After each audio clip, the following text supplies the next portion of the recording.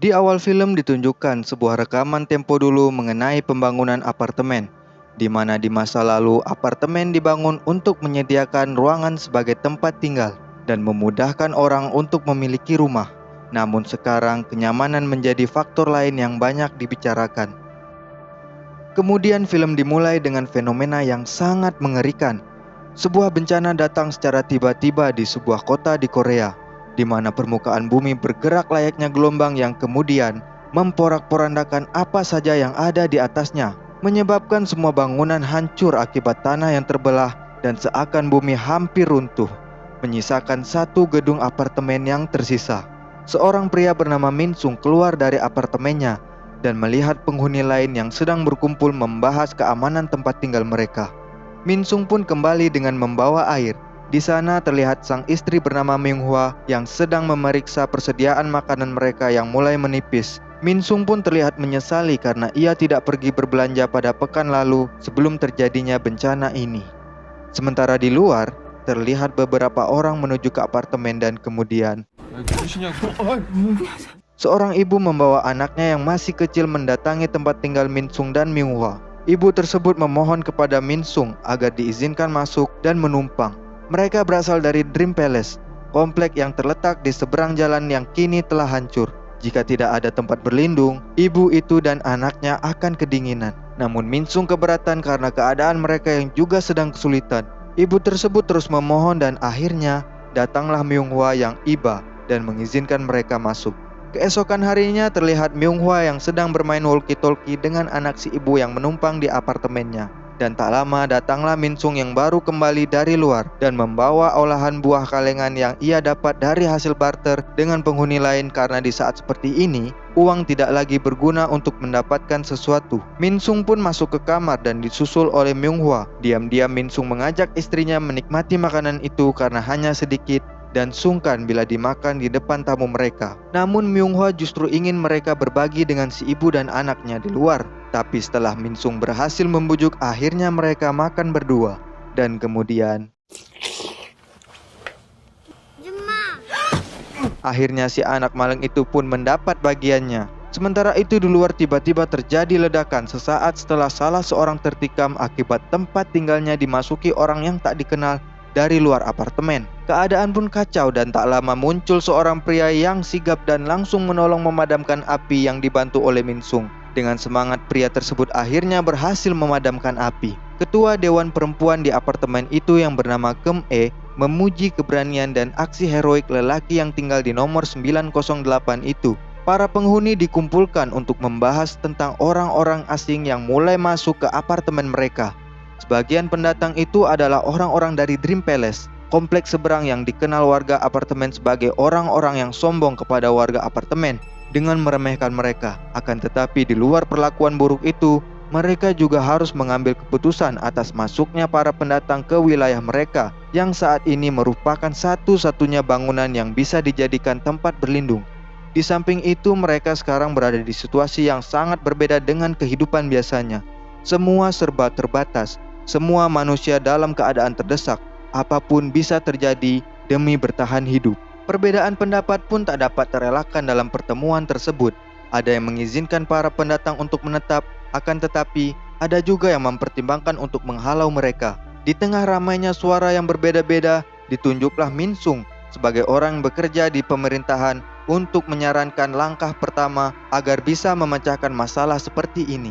Min Sung menyarankan dibentuknya sebuah sistem semacam organisasi yang memiliki seorang pemimpin untuk merangkul semua menjadi satu atas dasar bukti nyata pengorbanan dan keberanian dalam melindungi sesama penghuni. Ditunjuklah pria dari 908 yang telah menjadi pahlawan dalam kejadian kebakaran waktu itu. Akhirnya setelah mendapatkan banyak dukungan, resmilah pria yang bernama Kim Yong Tak itu sebagai pemimpin sementara mereka. 902호 김 아주 우리 주민. Dan tak lama digelarlah pemilihan untuk mengambil keputusan yang akan diambil warga apartemen untuk menyikapi tempat tinggal mereka yang mulai dipenuhi orang luar. Dan hasilnya, banyak orang yang memilih untuk mengusir para pendatang yang mulai ramai. Singkat kata, singkat cerita, Min Sung dimintai Yong Tak untuk menjadi ketua keamanan anti kejahatan. Beberapa warga yang menjadi perwakilan lalu berkumpul untuk membahas rencana, strategi, dan langkah-langkah yang harus dipersiapkan untuk mengusir para pendatang. Salah satunya dengan mempersiapkan senjata seadanya, karena dalam keadaan seperti ini, mereka harus siap mempertahankan tempat tinggal mereka, apapun yang terjadi. Salah satu warga bernama Dogyun pun tiba-tiba mengundurkan diri, karena keadaan kesehatan fisiknya yang tidak memungkinkan untuk berjuang bersama. Dan akhirnya tibalah masanya. Di pagi musim dingin itu, Kem-e menghimbau seluruh pendatang untuk menuju ke halaman apartemen yang bernama Hwanggung itu. Dengan menahan dinginnya cuaca, para pendatang pun berdiri berkumpul di sana. Lalu tiba-tiba, para pendatang dibuat sedikit terkejut dan terheran-heran saat Yong-tak kemudian keluar bersama para pasukan warga apartemen dengan membawa berbagai peralatan dan senjata di tangan mereka. Dengan keberaniannya, Yong-tak pun menyampaikan sebuah kenyataan pahit yang terpaksa harus mereka jalani, yakni mulai sekarang selain warga apartemen Hwanggung dilarang menempati dan tinggal di sana. Dengan kata lain, warga pendatang dipersilahkan untuk pergi dan meninggalkan apartemen Hwanggung. Pernyataan itu sudah jelas ditolak oleh para warga pendatang. Mereka melakukan perlawanan untuk tetap mendapatkan tempat tinggal di gedung satu-satunya yang masih berdiri di sana. Dari kerumunan pun muncul seorang pria yang berusaha mendamaikan. Ia bilang bahwa semua ini bisa dibicarakan dengan baik. Pria itu memperkenalkan kepada mereka semua atasannya yang ternyata adalah orang penting dari pemerintahan. Orang yang dianggap terhormat itu pun berusaha menenangkan para pendatang.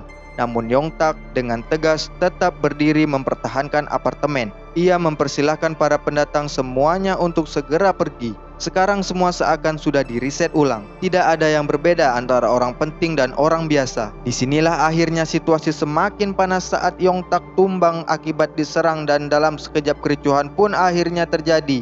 Warga apartemen dan warga pendatang saling dorong untuk memperebutkan wilayah. Satu sama lain saling memperjuangkan keselamatan hidup. Dan pertarungan pun kembali memuncak ketika Yong-tak kembali diserang oleh warga luar apartemen yang membuat kepalanya terluka. Semua orang histeris, tapi Yong-tak tetap bertahan demi apartemen Hwanggung. Dengan berdiri di atas pondasi nyali yang kokoh serta tumpukan amarah yang memuakkan, Yong-tak berteriak menggertak dan menghalau para pendatang dari apartemen Hwanggung. Ledakan api keberanian itu pun membuat nyali para pendatang gugur dan melebur. Bagai seorang pejantan yang buas, Yong-tak melindungi wilayah kekuasaannya dari ancaman kelompok lain yang membahayakan keluarga dan saudara-saudaranya. Para warga luar apartemen pun berhasil dihalau, dan warga apartemen bersorak gembira serta bangga dengan kepemimpinan Yong-tak, pemimpin baru mereka. Akan tetapi itu semua mungkin tak sama dengan Myung-hwa, yang masih terlihat bingung dan masih mempertanyakan apakah benar langkah yang telah mereka ambil.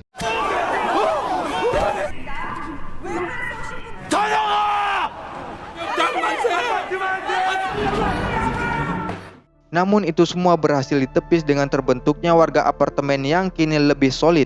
Dalam kondisi yang sulit, mereka saling bahu-membahu bergotong royong menciptakan kehidupan yang lebih baik untuk sesama mereka. Peraturan-peraturan di apartemen pun telah disusun dan mulai ditegakkan. Di antaranya berbunyi bahwa apartemen adalah milik warga, dan selain warga apartemen, tidak ada yang boleh tinggal di apartemen Hwanggung.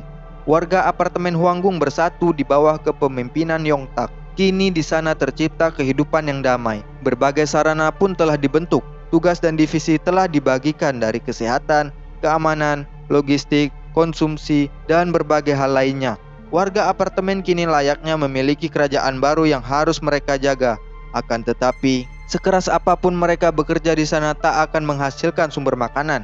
Mereka harus mencari di luar apartemen. Maka dari itu, dibentuklah tim yang siap keluar untuk berjuang mendapatkan makanan di luar sana. Tim keamanan anti kejahatan pun mulai mencari nafkah dan berpetualang meninggalkan keluarga mereka. Dipimpin oleh Yong-tak, mereka menyusuri puing-puing runtuhan gedung yang berserakan. Sementara itu dari dalam apartemen, Myung-hwa bersama wanita-wanita lainnya yang menunggu para lelaki pulang dikejutkan dengan sebuah ledakan yang tiba-tiba terdengar dan terlihat dari luar sana. Namun untunglah para pasukan berhasil kembali ke apartemen dengan selamat, meskipun mereka tak berhasil membawa makanan yang layak karena sudah berjamur. Hari demi hari mereka jalani dengan memperluas area pencarian pasokan makanan. Meskipun semangat sudah sekarat, namun sebagai ketua, Yong-tak tidak mau semua anggotanya menyerah begitu saja. Ia terus membakar semangat agar warga tetap bertahan hidup. Namun yang mengejutkan dari perjuangan mereka semua adalah Tanpa disangka ternyata anak yang pernah menumpang di tempat Myung-hwa rupanya masih berada di sana. Ia bersembunyi di kamar salah seorang warga apartemen Hwanggung yang bernama Do-gyun, yang rupanya diam-diam telah menyembunyikan beberapa dari para warga luar apartemen yang berhasil lari dari kerusuhan tempo hari. Sementara di luar apartemen, para pasukan pencari bahan makanan berhasil menemukan sebuah toko di antara reruntuhan, yang ternyata pemilik toko itu tiba-tiba keluar dan menodongkan senjatanya. Yong-tak dan pasukannya pun mundur perlahan dan berjanji akan pergi. Namun si pemilik toko tidak percaya dengan mereka.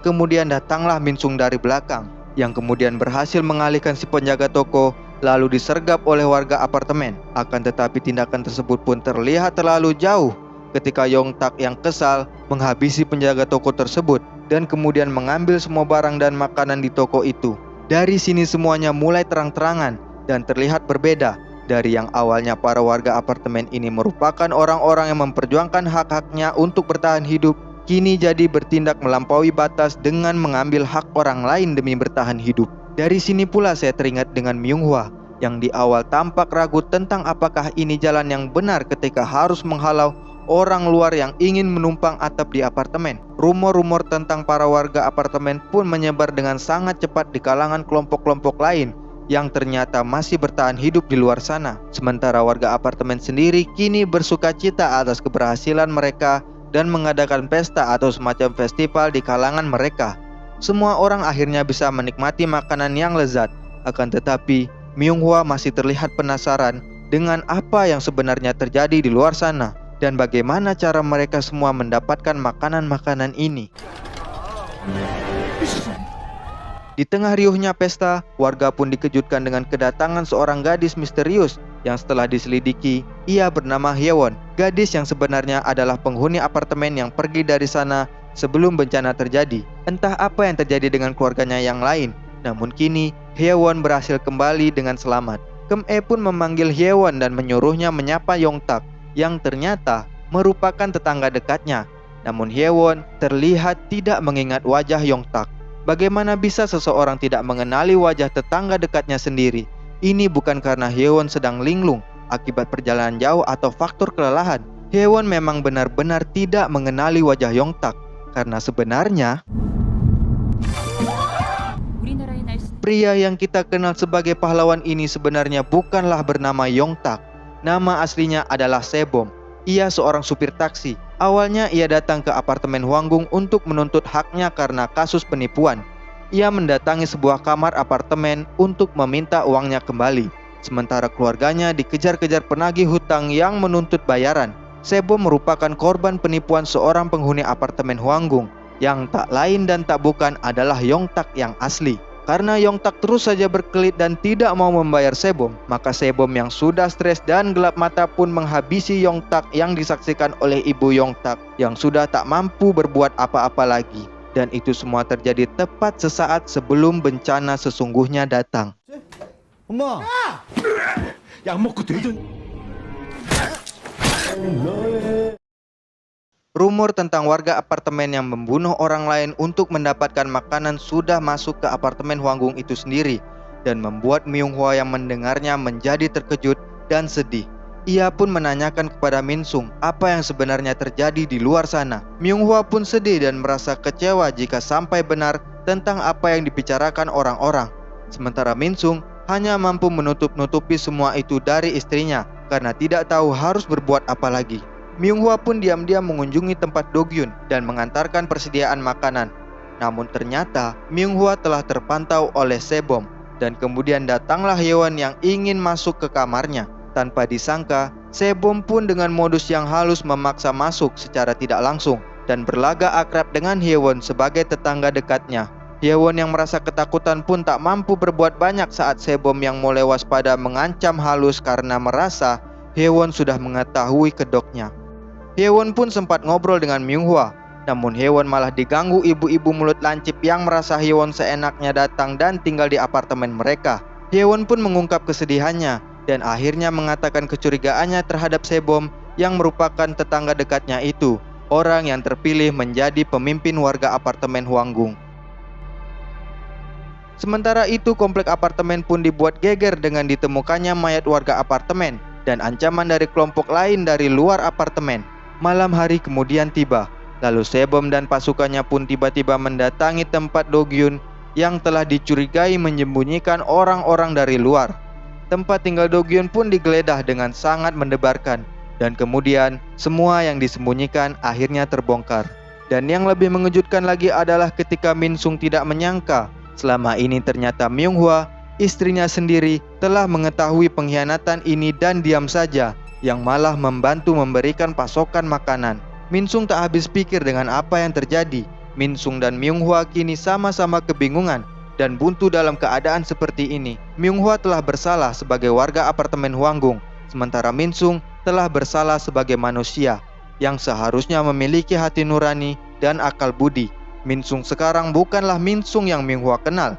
Min Sung yang sebenarnya bukanlah orang yang mudah menyakiti orang lain. Namun perlu diketahui, Min Sung melakukan semua itu karena sebenarnya ia ketakutan. Ia menemui Sebom dan meminta maaf atas apa yang terjadi. Bahkan Min Sung hingga rela merendahkan dirinya di hadapan pemimpinnya itu. Jika apartemen Hwanggung diibaratkan sebuah negara, Min Sung mengabdi bukan karena rasa kemanusiaannya, melainkan ia mengabdi untuk bertahan hidup, untuk memiliki tempat tinggal, takut tersingkir, takut kekurangan makanan, takut pada kekuatan sebuah kekuasaan. Untuk menunjukkan kesungguhan dan kesetiaannya, Min Sung kemudian memimpin penggeledahan selanjutnya terhadap warga apartemen lain yang ternyata banyak menyembunyikan warga dari luar. Warga apartemen yang ketahuan pun dihukum. Namun mirisnya, Do-gyun malah berdiri di atas gedung. Ia merasa orang-orang di sana sudah tak lagi terlihat seperti manusia. Kelompok yang memiliki kuasa menyingkirkan kaum-kaum yang lemah. Do-gyun yang sudah lelah dengan semua ini pun akhirnya memilih untuk terbang bebas. Myung Hwa yang merasa semua ini tak beres dan tak bisa dibiarkan, meminta Hyewon menceritakan secara lebih lanjut tentang kejagalan tetangganya itu. Sebenarnya Hyewon ingat betul dengan wajah Yongtak tetangganya itu, karena dahulu ia pernah bertemu dengan Yongtak untuk menyerahkan paket yang salah kirim. Maka sudah bisa dipastikan pemimpin mereka sekarang bukanlah Yongtak yang merupakan penghuni asli. Lalu pertanyaannya adalah, kemana Yongtak yang asli? Kebersamaan Myung Hwa dan Hyewon yang sedang menyelidiki itu pun tak sengaja terlihat sepintas oleh Sebom, yang semakin sadar bahwa mereka adalah orang-orang yang berbahaya yang bisa mengancam kedudukannya. Stok makanan yang makin menipis pun membuat Sebom dan pasukannya kembali berburu keluar.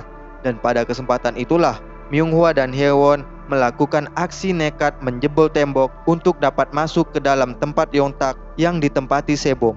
Di sana mereka bertemu dengan ibu Yongtak yang sayangnya sudah sulit diajak berbicara. Di dalam sana mereka mencoba memecahkan dan mencari petunjuk apa yang terjadi sebenarnya dan mencoba menemukan Yongtak yang asli. Setelah lama mencari dan mulai menyerah, akhirnya perhatian pun tertuju pada satu kotak misterius yang tampilannya mencurigakan. Dan ketika dibuka,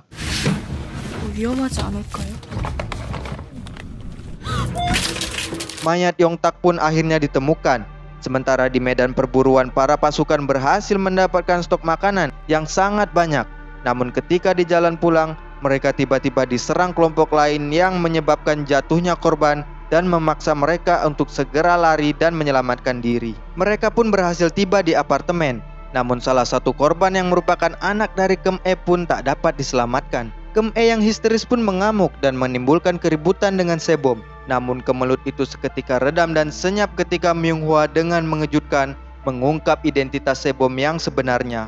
Warga pun semakin terperangah ketika mayat Yongtak diperlihatkan, dan kini membuat semua orang berubah menyerang Sebom. Yang mengherankan adalah Sebom tetap bersikeras dan menganggap dirinya adalah Kim Yongtak yang selama ini berkorban untuk apartemen Hwanggung.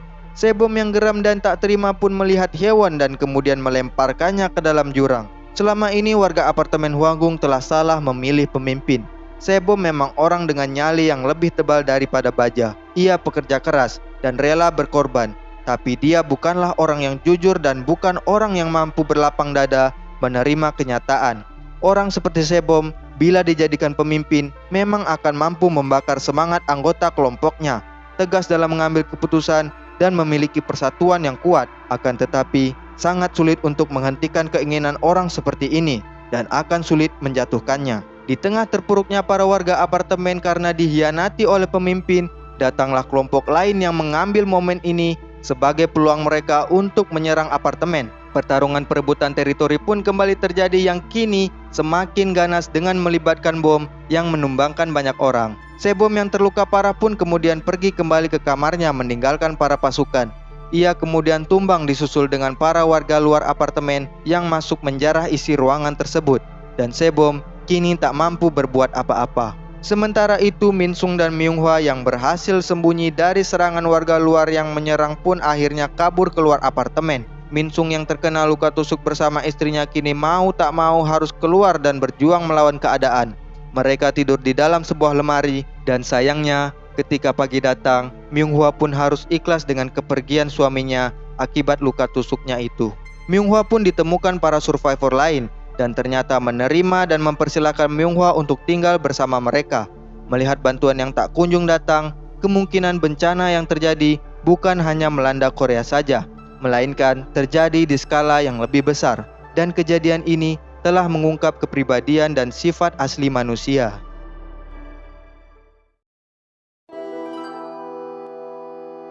Terima kasih buat yang sudah menonton. Di deskripsi video ini kami sediakan link untuk kalian yang ingin mendukung channel ini seikhlas kalian.